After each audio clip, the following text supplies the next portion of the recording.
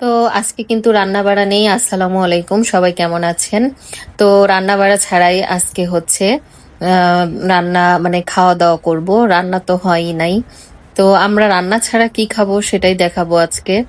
তো আজকে হচ্ছে আমিও না, আমার মনে হয় হাজবেন্ড হচ্ছে ভাত রান্না করছে, কারণ আমার পায়ে প্রচুর ব্যথা। তো আমি হয়তো উঠে রান্নাও করতে পারিনি, আসলে ঠিক খেয়াল নেই আমি রান্না করছি না আমার হাজবেন্ড।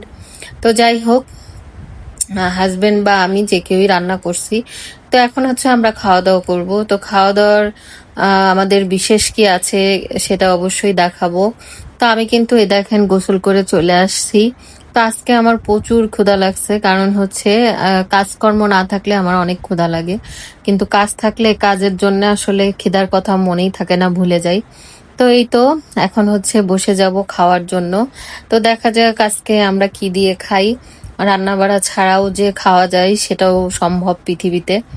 তো দেখেন কি দিয়ে খাচ্ছি। তো আজকেও হচ্ছে সেই হচ্ছে ইলিশ মাছ রান্না। ইলিশ মাছ রান্না কিন্তু এখনো রয়ে গেছে আমাদের ইলিশ মাছ। তো আমি এখন ইলিশ মাছ খাবো।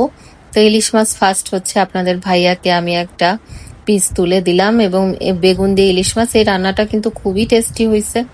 কিন্তু দুর্ভাগ্যবশত গতকাল হচ্ছে আমি খাওয়া দাওয়া করে লাস্টে হচ্ছে মানে বমি করে ফেলছি।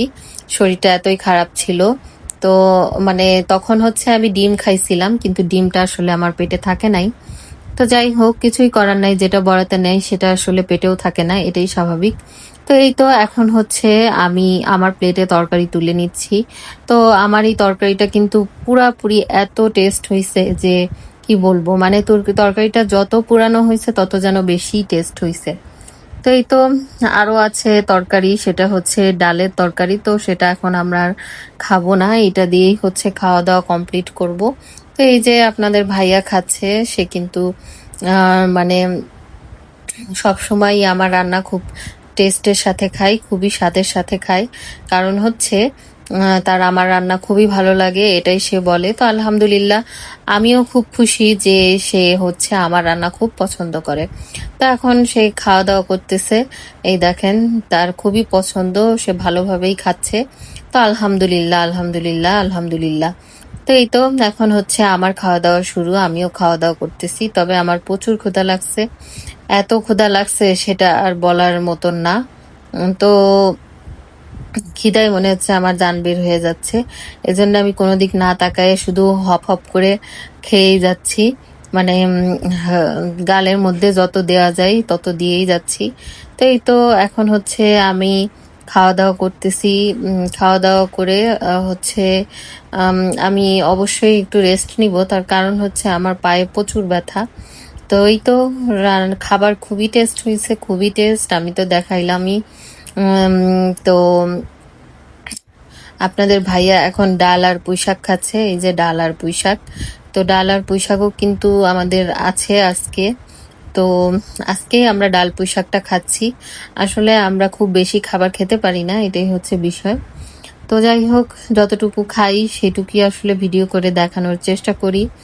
তো সর্বোপরি হচ্ছে আপনারা কি ডাল পুঁই শাক এভাবে রান্না করে খান কিনা? যদি না রান্না করে খান তাহলে ডাল পুঁই শাক অবশ্যই রান্না করে খেয়ে দেখেন, খুবই টেস্টি। এবং একটু টমেটো দিবেন, আমি কিন্তু একটু টমেটোও দিয়েছিলাম। অবশ্য অনেকে হচ্ছে এই পুঁই শাক দিয়ে রান্না করে খায় হচ্ছে চিংড়ি মাছ, সেটাও অনেক টেস্টি হয়। তো যাই হোক, এই যে এখন আমিও ডাল চিংড়ি খাচ্ছি, এই ডাল পুঁই শাক খাচ্ছি, ডাল চিংড়ি না, সরি ভুল করে বলে ফেলছি।